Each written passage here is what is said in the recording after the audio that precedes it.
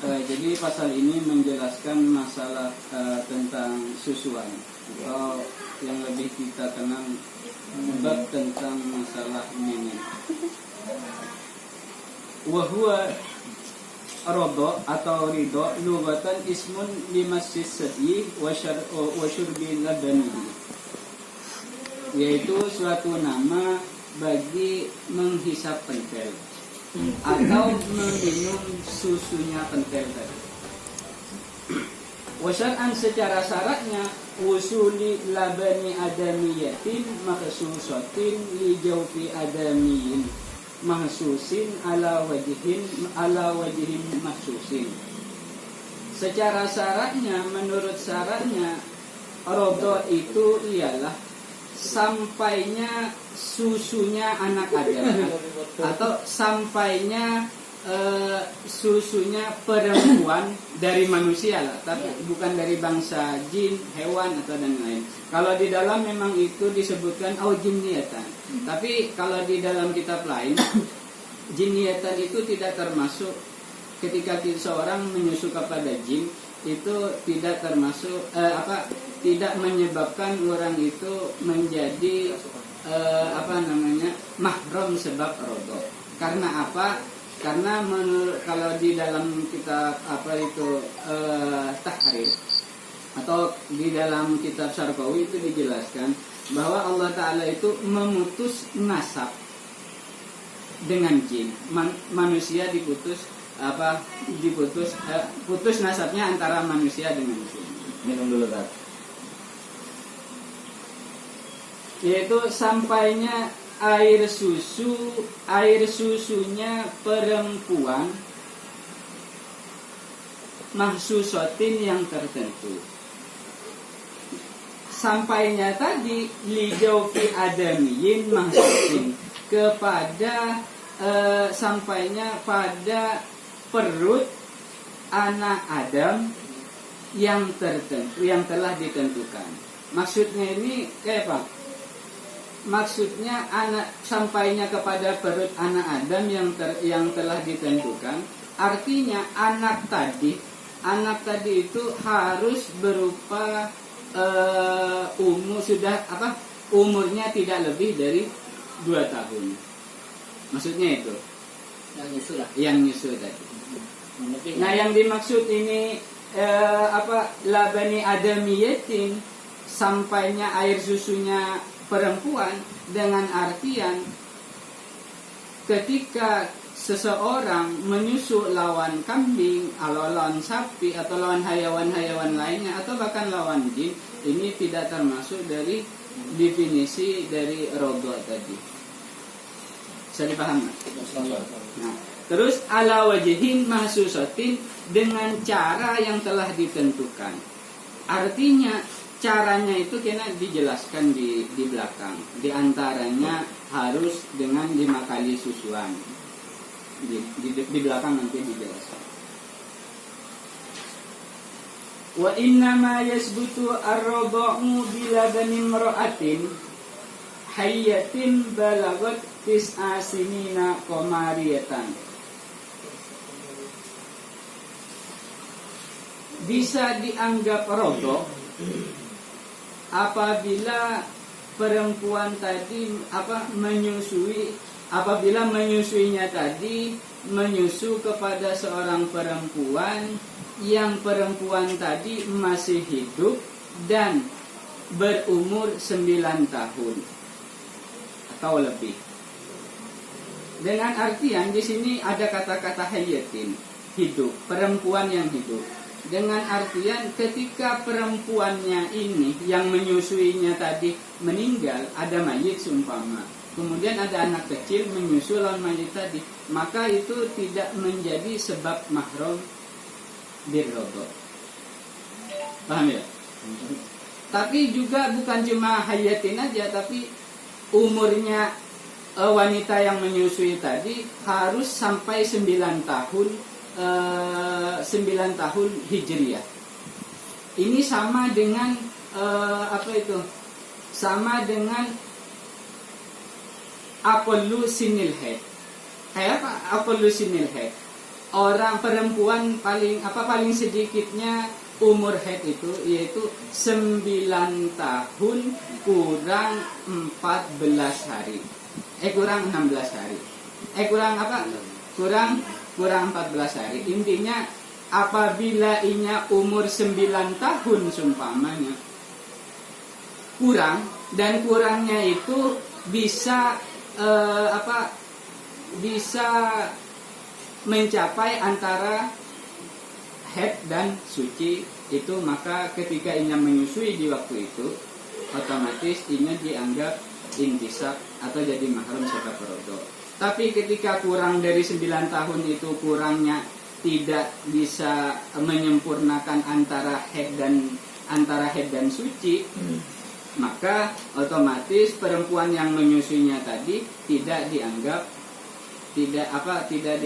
intisab birodo, mahram sedang rodo. Intinya kayak ini. Jadi punya ada perempuan binian amunnya umur 9 tahun kurang 14 bulan, berarti umur 8 tahun 11 bulan 16 hari. Kemudian inya nyusui, padahal kurang dari 9 bulan. Di sini kan dijelaskan umur 9 tahun. Nah, tapi di dalam itu di dalam kitab Baijuri itu dijelaskan ini sama dengan akun lusinil haid. Ini kurang umur 8 tahun 11 bulan 14 hari pas inya nyusui, maka inya dianggap sudah. Artinya terjadi rodo. Ketika dia umur 8 tahun 11 bulan 16 hari, maka otomatis pas inya menyusui, maka itu tidak dianggap rodo. Rodonya tidak dianggap. Artinya tidak ada hubungan nasab sebab rodo lagi. Bisa dipaham ya? Nah. Bikron kanat au sayyiban, baik susunya perawan atau susunya janda. Maksudnya itu yang menyusui. Yang menyusui itu baik perawan atau seorang janda. Sama aja, tidak ada bedanya. Yang penting orangnya masih hidup, perempuannya yang menyusui tadi masih hidup, lawan berumur 9 tahun atau lebih.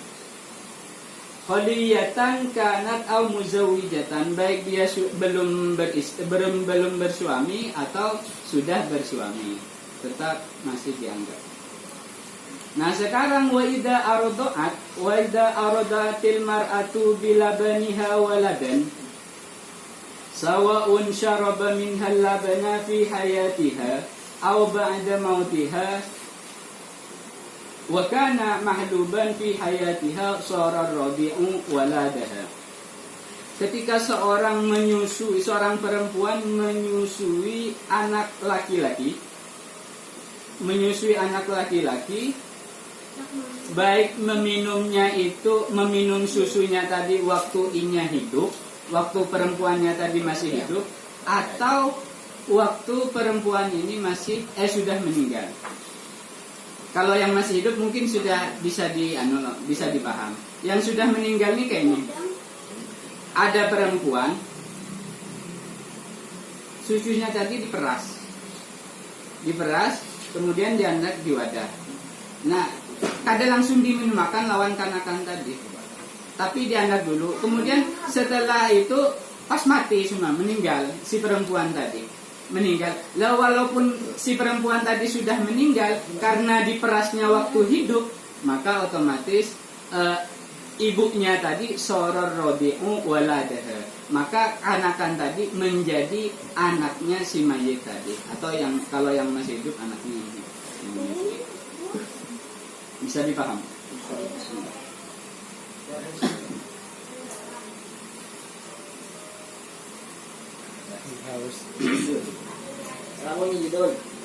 Nah, itu yang anaknya tadi kanakan tadi bisa menjadi anaknya sendiri, tapi dengan 2 syarat. Syaratnya apa? Ahaduhuma ayyakuna lahu ayyrabi'i dunal haulaini bil ahliyati. Syarat yang pertama, kanakan yang menyusu tadi kurang dari 2 bulan. Nah, ketika kanakan ini sudah umur 2 bulan, kemudian disusui oleh orang, oleh perempuan, maka otomatis 2 tahun. Maaf. Jadi makanya minum dulu. Jadi syarat yang pertama, orang itu menjadi rodok, yaitu karena anak yang menyusu tadi belum mencapai umur 2 tahun. Ketika lebih umur 2 tahun, maka otomatis walaupun inya susu kada dianggap rodok. Bisa dipahami ya? Nah, kanakan bayi ini dihitung umurnya 2 tahun, dihitungnya itu ibtidahuma min tamami infisalir rodi'i. Hitungannya mulai dari sampai sempurnanya inya keluar dari rahimnya ibunya. Itu yang dihitung. Nah, dihitung dari sana, inya umur 2 tahun. Nah, sekarang waman balago sanataini la yu'asiru irtida'uhu tahriman. Ketika ada seseorang sudah berumur 2 tahun, kemudian atau lebih, kemudian inya menyusu kepada seorang perempuan, maka susuan tadi tidak membekas apa-apa atau tidak mengepet apa-apa atau tidak terjadi mahram kepada perempuannya tadi. Seumpama ada kanakan bayi menyusu lawan si aluh seumpama. Umurnya sudah 2 tahun. Kemudian menyusu lawan si aluh tadi. Maka itu tidak dianggap sebagai anak rodok. Nah, bisa dipahami ya. Tapi punya kurang dari 2 tahun, maka dianggap saudara rodok. Baik anaknya itu lakian atau binian. Munya sumpamanya lebih dari 2 tahun, kayak yang dilakukan saudara Yahya dulu lawan binian sumpam. Maaf ya. Itu maka tidak dianggap. Sumpamanya adul menyusu lawan binian sudah umur kayak adul ini menyusu lawan binian. Bininya dulu. Kalau bini, makanya bininya anggaplah lawan bininya. Maka itu tidak terjadi rodok. Ya. Karena munya terjadi rodok ngalih. Ya, iya ngali kena simpang kena pas camuk. Munya sumpahnya adul pas jadi rodo lawan bini haratan misap sumpahnya. Otomatis adul kada kawa menjima, terpaksa adul mencari pulang atau pakai sabun pulang. Wasyartu tsani, adapun syarat yang nomor 2, antarodoahu ayil murtadiatu konsa rodoatin mutafarriqatin. Syarat yang nomor 2 yaitu si perempuan tadi harus menyusui dengan 5 kali susuan secara terpisah.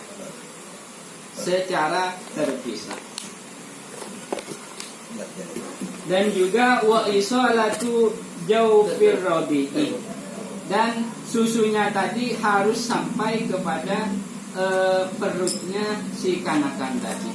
Ketika tidak sampai, maka otomatis ada dianggap satu susuan.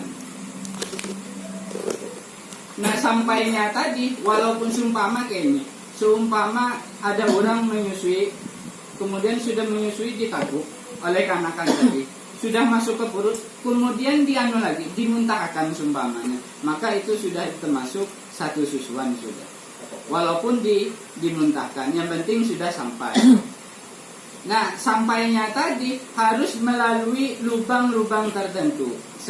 Tapi lubang-lubang yang memang sampai ke sini, ke perut. Contohnya dimasukkan air minum, air susu dimasukkan lewat muntung, atau lewat hidung, atau lewat telinga, atau lewat burik. Yang penting yang sekiranya susu tadi sampai ke sini. Beda halnya dengan apabila susu tadi disuntikkan. disuntikan ada susu, disuntikan lawan kanakan lewat entah lewat buritnya atau lewat mananya atau lewat pori-pori, maka itu tidak dianggap rodok. Ya, bisa dipahami ya? Jadi memasukkannya tadi melalui lubang yang sekira tembus ke perut atau tembus ke otak. Tidak. Wadabtuhunna bil urfi. Batasannya 5 susuan itu bisa dianggap tergantung dari urut atau kebiasaan. Menyejar orang Banjar kebiasaannya menyusu 5 kali itu kayak apa? Gitu. Munye sumpamanya dianggap menyusu kayak ini, sumpamanya menyusu kayak ini dilepas, sumpamanya dilepas, kemudian nyusul lagi, dilepas, nyusul lagi sampai 5 kali. Mengejar orang sini dianggap 1 susuan atau sampai sudah dianggap 5 susuan, maka itu sudah dianggap rodok sudah.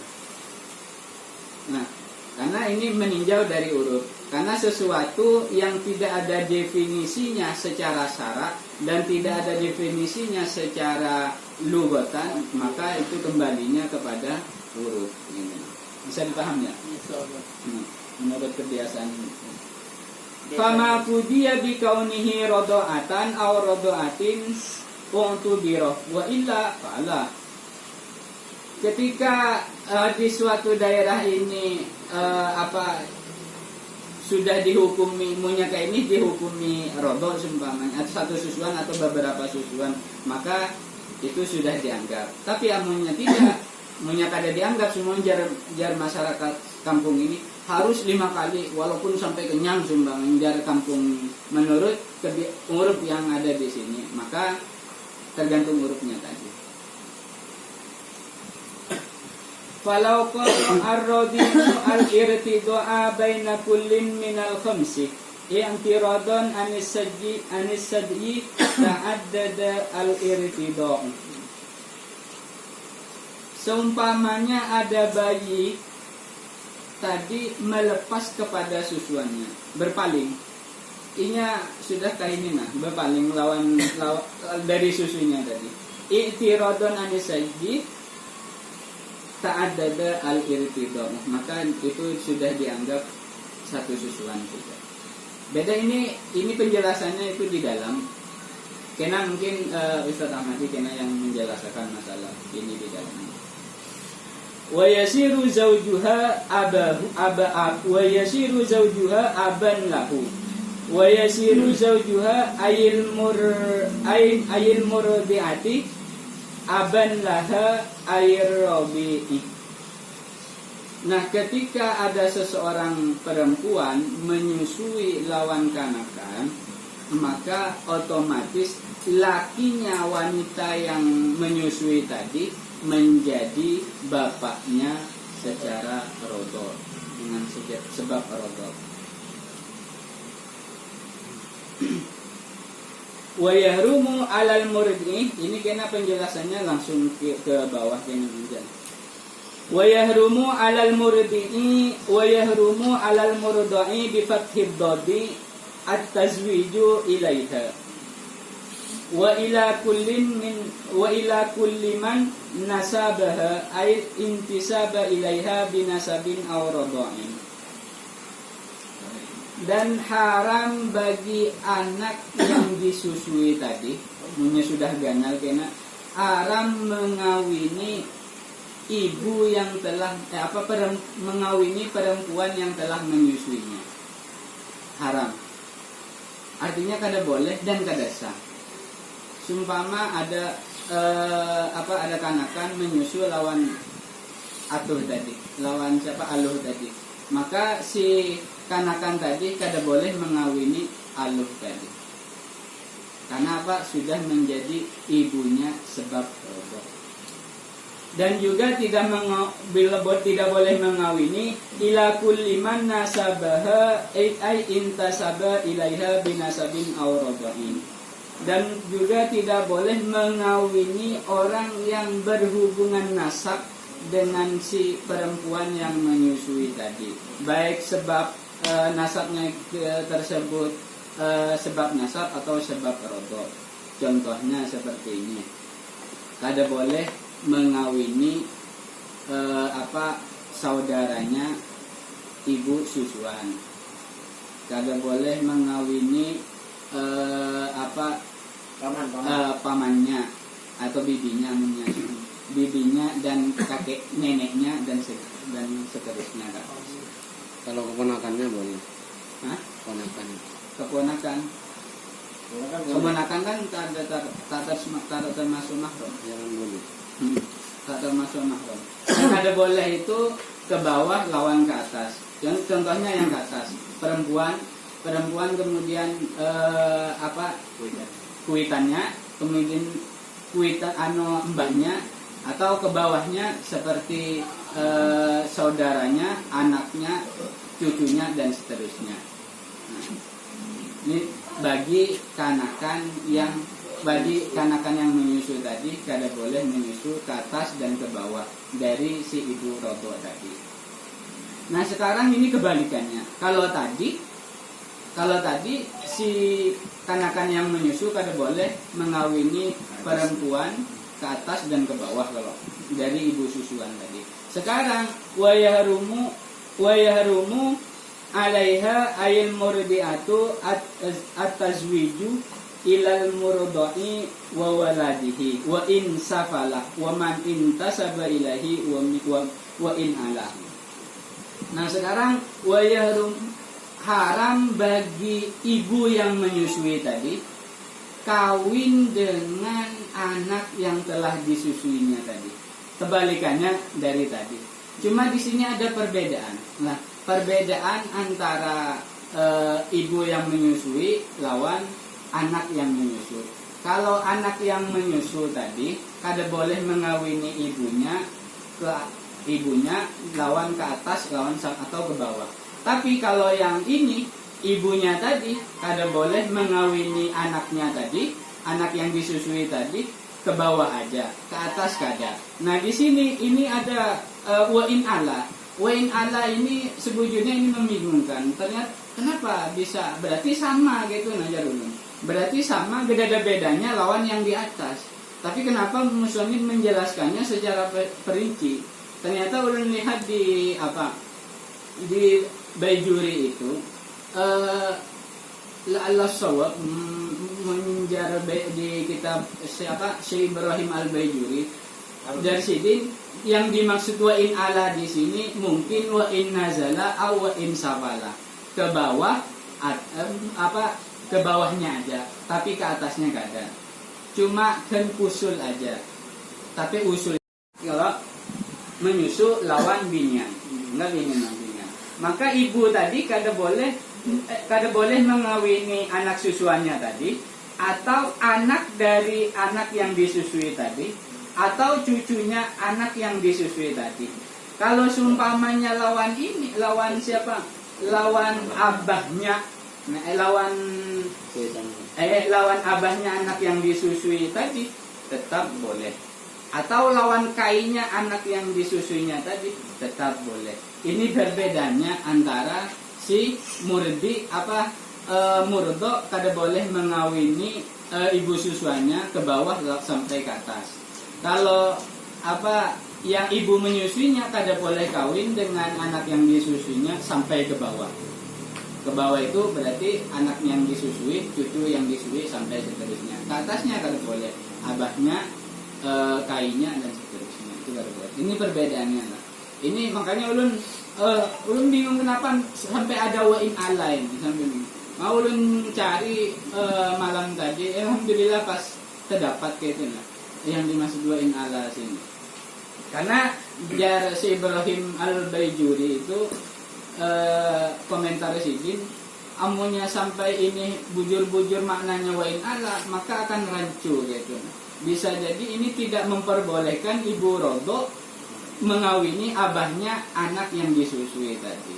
Makanya oleh Syekh Ibrahim ini dijelaskan bahwa yang ini yang dimaksud ini wa in nazala aw wa in ala.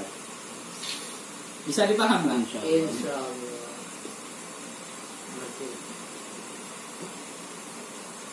Mana lagi?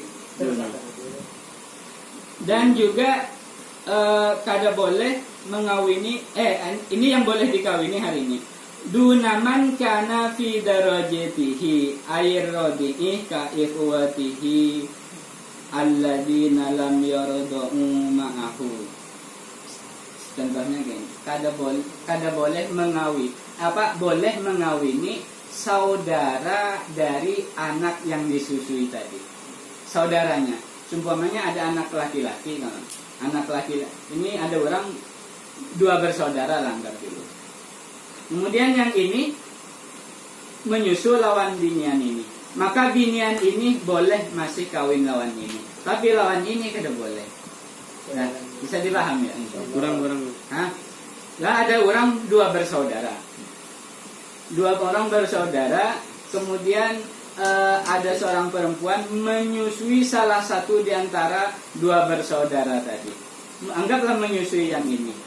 Nah, maka lawan ini tadi kada boleh kawin karena sudah berhubungan rodo. Nah, lawan bingsa anaknya ini boleh. Ibunya ini kawin lawan ini. Karena apa? Karena tidak termasuk mahram sebab rodo. Bisa dipahami ya? Kalau tak nyusu itu. Karena tidak menyusui. Sumpamanya sama-sama nyusu, kena lain mah.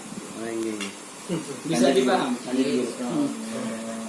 Au a'la tabaqatihi ay waduna man kana a'la tabaqatan minhu. Atau dan juga bukan orang yang lebih tinggi derajatnya daripada anak yang menyusu tadi. Contohnya seperti apa? Ka'amamihi, seperti paman-pamannya. Nah, inilah. Ini ada anak menyusu lawan ini, lawan binian ini.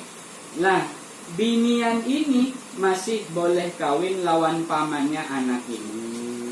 Karena ini yang dimaksud pamannya tadi termasuk orang yang lebih tinggi pangkatnya daripada anaknya tadi, kalau maka masih boleh kawin dengan ibu roto tadi. Oh iya. Ya, bisa dipahami ya. Nah.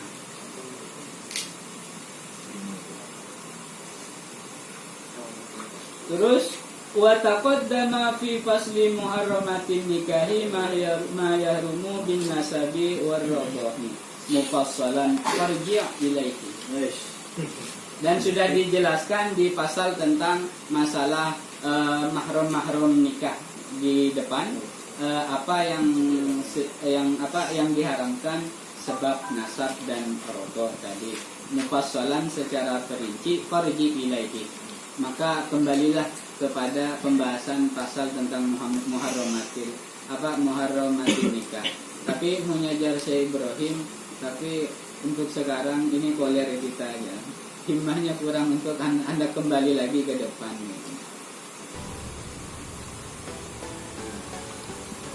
Wallahu a'lam bishawab. Mungkin ini dulu penjelasan ulun.